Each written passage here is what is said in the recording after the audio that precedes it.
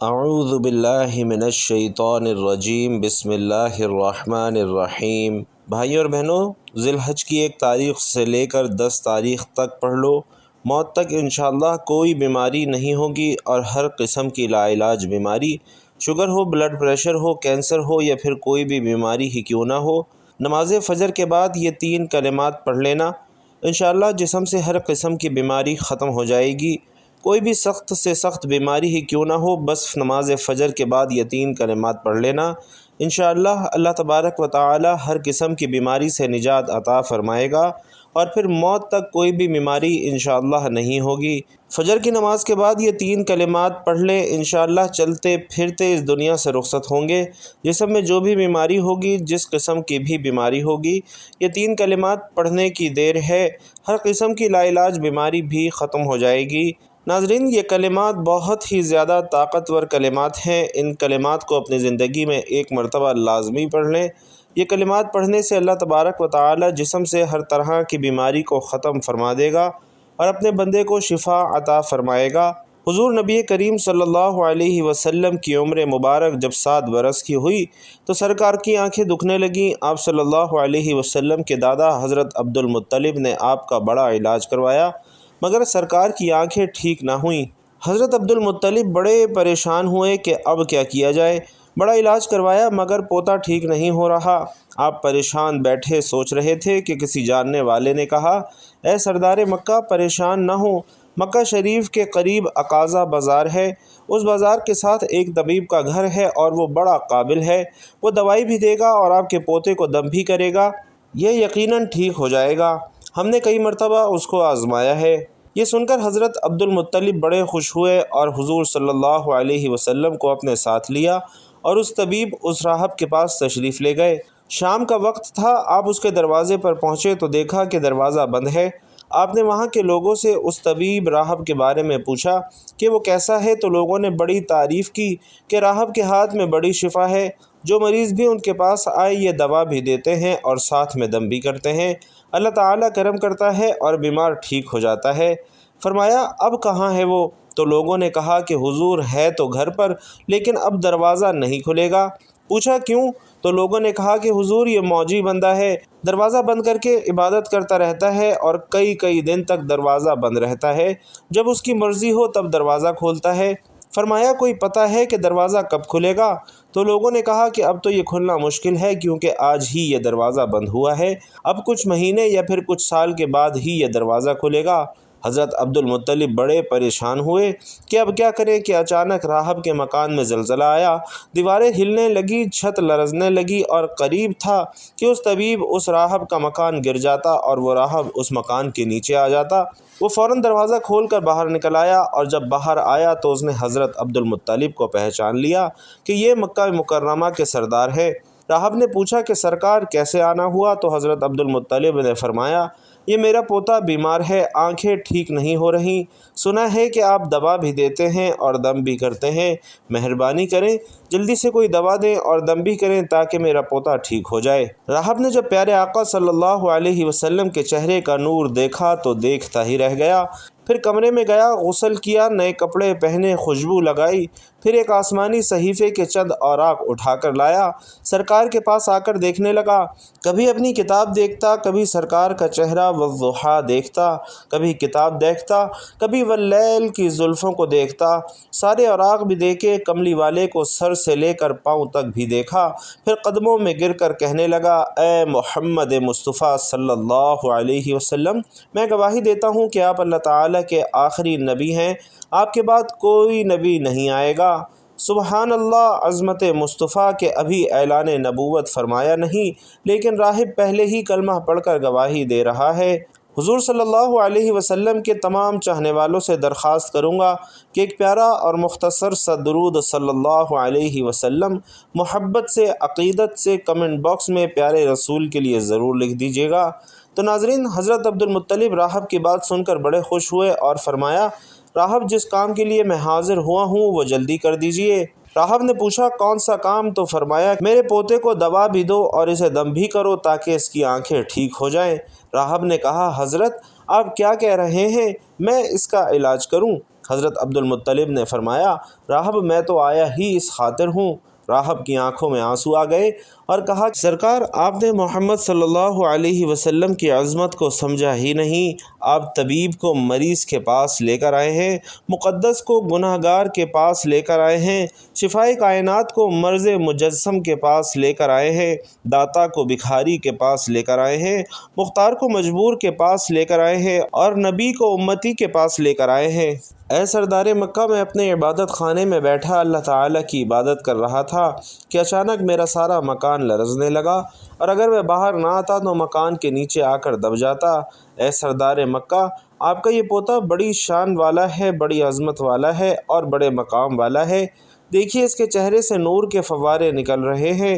کائنات کے یہودی اس کے دشمن ہیں، اس کو اس طرح لے کر نہ پھرا کریں، کہیں کوئی یہودی اس کو تکلیف نہ دے، جائیں اسے گھر لے جائیں۔ حضرت عبد المطلب نے فرمایا راہب آپ نے میری بڑی رہنمائی فرمائی ہے، شکریہ، لیکن اصل مسئلہ تو اپنی جگہ رہا، جس مقصد کے لیے میں آیا تھا وہ تو حل نہ ہوا۔ تو راہب نے مسکرا کر کہا اے سردار مکہ ان کی آنکھوں کا علاج خود انہی کے پاس موجود ہے، آپ کو پتہ نہیں ہے؟ فرمایا کہاں ہے علاج؟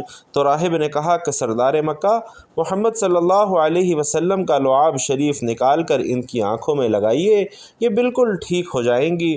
ناظرین حضرت عبد المطلب نے اسی وقت سرکار کے منہ سے لعاب نکال کر آپ کی آنکھوں پر لگایا تو آپ کی آنکھیں اسی وقت ٹھیک ہو گئیں جیسے کبھی دکھی ہی نہیں تھیں۔ حضرت عبد المطلب بڑے حیران ہوئے اور راہب کا شکریہ ادا کیا۔ چلنے لگے تو راہب نے کہا حضور شکریہ تو آپ کا کہ آپ نے مجھے سرکار کی زیارت کروائی ہے۔ حضرت عبد المطلب نے فرمایا کہ راہب آپ کا دم بہت مشہور ہے، سنا ہے آپ جس کو بھی دم کرتے ہیں وہ مریض اسی وقت ٹھیک ہو جاتا ہے۔ آپ کیا دم کرتے ہیں، وہ کیا الفاظ پڑھتے ہیں جن میں اللہ تعالیٰ نے اتنی تاثیر رکھ دی ہے؟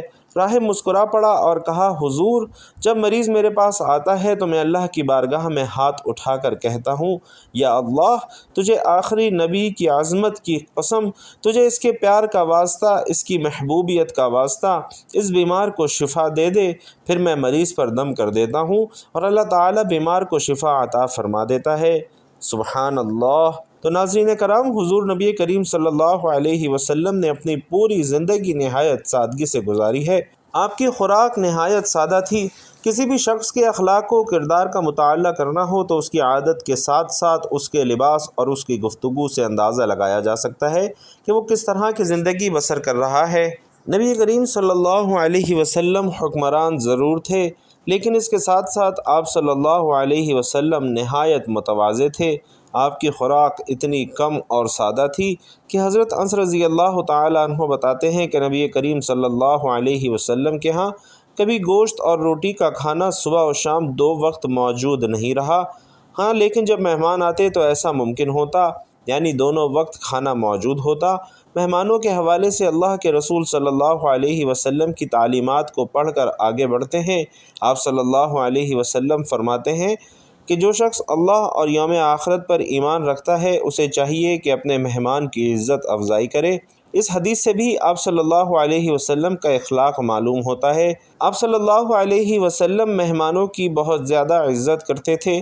ام المومنین حضرت عائشہ صدیقہ رضی اللہ تعالی عنہا فرماتی ہیں کہ آل محمد صلی اللہ علیہ وسلم نے کبھی لگاتار 2 دن جو کی روٹی سیر ہو کر نہیں کھائی حتیٰ کہ حضور علیہ الصلاۃ والسلام وفات پا گئے۔ اور حضرت عائشہ صدیقہ رضی اللہ تعالی عنہا سے ہی مروی ایک دوسری روایت میں ہے کہ جب سے آپ صلی اللہ علیہ وسلم مدینہ منورہ تشریف لائے آل محمد نے کبھی مسلسل 3 راتیں گندم کی روٹی سیر ہو کر نہیں کھائی حتیٰ کہ آپ وفات پا گئے۔ حضرت ابن عباس رضی اللہ تعالی عنہ کہتے ہیں کہ رسول اللہ صلی اللہ علیہ وسلم اور آپ کے اہل خانہ مسلسل کئی راتیں بھوکے سوتے تھے، انہیں رات کا کھانا میسر نہیں ہوتا تھا اور ان کی زیادہ تر روٹی جو کی ہوتی تھی۔ حضرت عائشہ صدیقہ رضی اللہ تعالی عنہ روایت کرتی ہیں کہ رسول اللہ صلی اللہ علیہ وسلم میرے پاس تشریف لاتے اور پوچھتے عائشہ کھانے کو کچھ ہے؟ میں عرض کرتی یا رسول اللہ کوئی چیز نہیں، تو آپ صلی اللہ علیہ وسلم ارشاد فرماتے تو آج میرا روزہ ہے۔ ایک مرتبہ حضرت عائشہ صدیقہ رضی اللہ تعالی عنہ نے اپنے بھانجے حضرت عروہ بن زبیر رضی اللہ تعالی عنہ سے پوچھا کہ بعض اوقات ہم پر 3 چاند طلوع ہوتے ہیں، یعنی 3 ماہ گزر جاتے ہیں اور رسول اللہ صلی اللہ علیہ وسلم کے گھر چولہا نہیں جلتا۔ حضرت عروہ رضی اللہ تعالی عنہ بڑے تعجب سے پوچھتے ہیں، خالہ جان پھر آپ لوگ زندہ کیسے رہتے تھے؟ تو آپ رضی اللہ تعالی عنہ جواب دیتی، بیٹا ہماری گزر بسر پانی اور کھجوروں پر ہی ہوا کرتی تھی۔ ہاں، اللہ کے رسول صلی اللہ علیہ وسلم کے انصار پڑوسی آپ کو دودھ کا تحفہ بھیج دیا کرتے تھے، کیونکہ ان کے ہاں دودھ والے جانور بکثرت تھے۔ وہ دودھ اللہ کے رسول صلی اللہ علیہ وسلم ہمیں بھی پلاتے تھے۔ اور حضرت ابو بردہ رضی اللہ تعالی عنہ روایت کرتے ہیں کہ میں ایک مرتبہ حضرت عائشہ رضی اللہ تعالی عنہا کی خدمت میں حاضر ہوا۔ انہوں نے ہمیں ایک موٹا سا تہبند نکال کر دکھایا۔ یہ کپڑا یمن میں تیار ہوتا تھا۔ پھر انہوں نے ہمیں ایک اوڑھنے والی چادر بھی دکھائی جسے موٹی چادر کہا جاتا ہے۔ دونوں چیزیں دکھانے کے بعد انہوں نے اللہ تعالیٰ کی قسم اٹھا کر فرمایا کہ اللہ کے رسول صلی اللہ علیہ وسلم نے ان 2 کپڑوں میں وفات پائی ہے۔ حضرت عبداللہ بن مسعود رضی اللہ تعالی عنہ سے روایت ہے کہ اللہ کے رسول صلی اللہ علیہ وسلم ایک چٹائی پر سو کر اٹھے تو آپ کے پہلوؤں پر چٹائی کے نشانات تھے۔ ہم نے کہا، یا رسول اللہ، کیا ہی بہتر ہو اگر ہم آپ کے لیے ایک نرم سا بستر بنا دیں۔ پیارے دوستو، اب دیکھیے کہ نبی کریم صلی اللہ علیہ وسلم کے اس جواب میں کیا ارشاد فرماتے ہیں۔ ارشاد ہوا کہ میرا دنیا سے کیا تعلق ہے؟ دنیا میں میری مثال تو اس مسافر جیسی ہے جو تھوڑی دیر کے لیے کسی درخت کے سائے تلے ٹھہرتا ہے، پھر اسے چھوڑ کر اپنی راہ لے لیتا ہے۔ بھائیوں اور بہنوں، اگر ہم رسول اللہ صلی اللہ علیہ وسلم کی حیات طیبہ پر نظر ڈالیں تو معلوم ہوتا ہے کہ آپ کی مبارک زندگی ہر پہلو سے سادگی کی تصویر تھی۔ آپ نے نہ صرف اپنی زندگی سادگی سے گزاری بلکہ اپنے صحابہ کرام کی تربیت بھی اس انداز میں کی کہ دنیا کی بے وقتی کو خوب واضح کر دیا۔ آئیے دیکھتے ہیں کہ اللہ کے رسول صلی اللہ علیہ وسلم نے اپنے صحابہ کرام کی تربیت کیسے کی۔ حضرت جابر رضی اللہ تعالی عنہ فرماتے ہیں کہ حضور نبی کریم صلی اللہ علیہ وسلم بالائی مدینے سے آتے ہوئے بازار سے گزرے اور آپ کے گرد بہت سے صحابہ کرام موجود تھے۔ آپ صلی اللہ علیہ وسلم ان کے ہمراہ تشریف لے جا رہے ہیں کہ راستے میں ایک بکری کا ایک مرا ہوا بچہ پڑا تھا، اس کے کان چھوٹے چھوٹے تھے۔ آپ صلی اللہ علیہ وسلم نے اس مردہ میمنے کا کان پکڑ کر فرمایا، ساتھیوں تم میں سے کون اسے 1 درہم میں لینے پر راضی ہے؟ لوگوں نے عرض کی، یا رسول اللہ صلی اللہ علیہ وسلم، 1 درہم تو بڑی دور کی بات ہے، ہم تو 1 پیسے میں بھی لینے کے لیے تیار نہیں ہیں، اور ہم اسے لے کر کریں گے بھی کیا؟ اب ارشاد ہوا، اچھا تم یہ مفت لینے کے لیے تیار ہو؟ لوگوں نے جواب میں عرض کیا، یا رسول اللہ صلی اللہ علیہ وسلم، اگر یہ زندہ ہوتا تب بھی یہ عیب دار میں شمار ہوتا، کیونکہ اس کے کان بہت چھوٹے ہیں، اور اب تو یہ مرا ہوا ہے۔ مراد یہ کہ اسے مفت میں لینے کے لیے بھی تیار نہیں ہے۔ اب دیکھیے کہ اللہ کے رسول صلی اللہ علیہ وسلم دنیا کی بے ثباتی اور اس کی کم حیثیت کو کس طرح واضح کرتے ہیں۔ ارشاد ہوا، اللہ کی قسم، اللہ کے نزدیک دنیا اس مردار سے بھی کم حیثیت رکھتی ہے۔ اور پھر ایک جگہ اپنے ساتھیوں کے سامنے دنیا کی حقیقت اس طرح بیان فرمائی کہ دنیا اللہ کے ہاں مچھر کے پر کے برابر بھی حیثیت رکھتی ہوتی تو وہ کسی کافر کو دنیا میں پانی کا ایک گھونٹ بھی پینے کے لیے نہ دیتا۔ تو ناظرین، ذی الحج کا بابرکت مہینہ ہے اور اللہ کے ہاں 4 احترام والے مہینوں میں سے ایک ہے۔ آج کا وظیفہ اس قدر شاندار ہے کہ ماہ ذی الحج کے پہلے عشرے میں اگر کوئی شخص نماز فجر کے بعد یہ 3 کلمات پڑھ لیا کرے تو انشاءاللہ اس کے جسم سے ہر طرح کی بیماری ختم ہو جائے گی اور انشاءاللہ موت تک اسے کوئی بھی موذی بیماری لاحق نہیں ہوگی۔ جان لیجئے کہ یہ کلمات بہت زیادہ برکت والے ہیں، بالکل اسی طرح جس طرح سے یہ ایام برکت والے ہیں اور رحمت والے ہیں۔ اللہ تبارک و تعالی نے ان کلمات میں بہت زیادہ طاقت رکھی ہے۔ جو بھی شخص کسی ایسی بیماری میں مبتلا ہے جس کا علاج کروا کر وہ تھک چکا ہے اور اسے شفا نہیں مل رہی، تو بس پھر نماز فجر کے بعد یہ 3 کلمات پڑھ لیں، انشاءاللہ اللہ تبارک و تعالی آپ کو ہر قسم کی بیماری سے نجات عطا فرمائے گا۔ اور وہ کلمات ہیں، سبحان اللہ العظیم و بحمدہ ولا حول ولا قوت الا باللہ العلی العظیم۔ دوبارہ سماعت فرما لیجئے، سبحان اللہ العظیم و بحمدہ ولا حول ولا قوت الا باللہ العلی العظیم۔ بھائی اور بہنوں، یہ کلمات آپ نے صبح نماز فجر کو ادا کر لینے کے فوراً بعد 3 مرتبہ پڑھ لینے ہیں، لیکن اس سے کم ایک مرتبہ درود آپ نے لازمی پڑھنا ہے۔ اور درود آپ کوئی سا بھی پڑھ سکتے ہیں، چاہے تو آسان اور مختصر سا درود صلی اللہ علیہ وآلہ وسلم پڑھ لیں یا صلی اللہ علی محمد پڑھ لیں، لیکن اگر آپ نماز والا درود یعنی درود ابراہیمی پڑھتے ہیں تو یہ سب سے زیادہ فضیلت والا ہے، کیونکہ درود ابراہیمی کی فضیلت تمام درودوں سے زیادہ ہے، اور پیارے آقا صلی اللہ علیہ وسلم بھی تمام درودوں میں درود ابراہیمی کو ہی سب سے زیادہ پسند فرماتے تھے۔ تو آپ نے کوشش کرنی ہے کہ درود ابراہیمی ہی پڑھیں۔ خیر و برکت اور ثواب کی نیت سے ایک مرتبہ مل کر بھی درود ابراہیمی پڑھ لیتے ہیں۔ اللہم صلی علی محمد وعلی آل محمد کما صلیت علی ابراہیم وعلی آل ابراہیم انک حمید مجید۔ اللہم بارک علی محمد وعلی آل محمد کما بارکت علی ابراہیم وعلی آل ابراہیم انک حمید مجید۔ تو درود ابراہیمی پڑھنے کے بعد آپ نے ایک بار تعوذ اور تسمیہ یعنی اعوذ باللہ من الشیطان الرجیم بسم اللہ الرحمن الرحیم پڑھنا ہے، اور اس کے بعد یہ کلمات صرف 3 مرتبہ ادا کرنے ہیں۔ 3 بار یہ کلمات پڑھنے کے بعد آپ نے ایک تسبیح پہلے کلمے کی اس طرح سے کرنی ہے جو ابھی آپ کو بتایا جا رہا ہے۔ انگلیوں پر گن کر یا پھر تسبیح کے دانوں پر پورے 100 مرتبہ پڑھیں لا الہ الا اللہ، اور پھر آخر میں ایک بار پڑھیں محمد الرسول اللہ۔ یوں آپ کی ایک تسبیح مکمل ہو جائے گی۔ اس کے بعد آپ نے پھر وہی درود پاک پڑھ لینا ہے جو آپ نے وظیفے کے آغاز میں پڑھا تھا۔ انشاءاللہ آپ کو جو بھی بیماری ہوگی، جو بھی سخت سے سخت پریشانی مشکل لاحق ہوگی، انشاءاللہ اللہ تبارک و تعالی آپ کی ہر طرح کی لا علاج بیماری اور مشکل کو ان 10 دنوں کے اندر اندر ختم کر دے گا، اور آپ کو ان کلمات کا اثر فوراً دیکھنے کو ملے گا۔ اللہ تبارک و تعالی آپ کو ان کلمات کو پڑھنے سے فوراً شفا عطا فرمائے گا۔ اور ناظرین کرام، یہ بھی جان لیجئے کہ یہ کلمات آپ نے 3 مرتبہ پڑھ لینے ہیں، اور اول و آخر کم سے کم 1 مرتبہ یا 3 مرتبہ یا 7 مرتبہ درود پاک بھی پڑھنا ہے، اور انشاءاللہ اس عمل کو کرتے ہی آپ شفا یاب ہو جائیں گے۔ اللہ تبارک و تعالی سے دعا ہے نیکی کی بات ہم سب کو سننے، سمجھنے اور اس پر عمل کرنے کی طاقت اور توفیق مرحمت فرمائے۔ میرا سنانا اور آپ کا سننا اپنی بارگاہ میں قبول و منظور فرمائے۔ جو لوگ بیمار ہیں اللہ پاک انہیں شفائے کاملہ عاجلہ عطا فرمائے۔ جو لوگ مقروض ہیں اللہ تعالیٰ ان کا جلد سے جلد قرضہ ادا کرنے کی کوئی احسن تدبیر بنائے۔ جو لوگ پریشان حال ہیں اللہ تعالیٰ ان سب کی تمام پریشانیوں کو دور فرمائے۔ جو میرے بہن بھائی رزق کی تنگی کا شکار ہیں اللہ تعالیٰ ان کے رزق کی تنگی کو ان سے دور فرما دے۔